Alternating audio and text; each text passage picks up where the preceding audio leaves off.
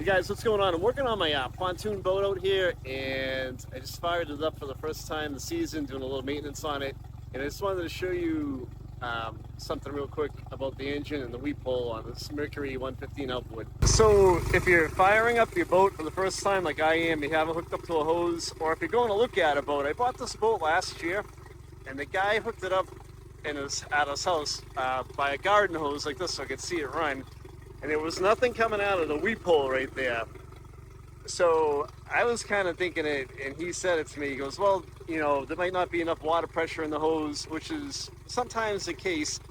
But if you don't have anything coming out of that weep hole, it could either be water pressure, which I have good water pressure here, or it might be a bad water impeller to cool the motor down, or you might have something obstructed in the weep hole right here, which was the case that I had because we backed it into a lake, and there was still nothing coming out of there.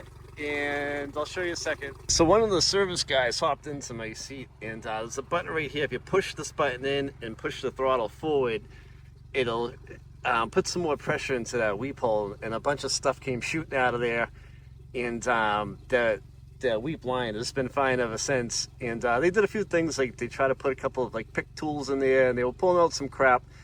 The guy had this boat in the pond, and he probably sucked up some stuff into it. But I just wanted to let you guys know of that, and give you a quick heads up in case you're looking at a boat, and or you're working on your boat that you've had for a couple of years. That's one thing I ran into, and it's all set now. Hope you guys are really enjoying the channel. We're trying to save you guys money as much as possible, and we're getting ready to do some more pontoon boat videos. Take it easy.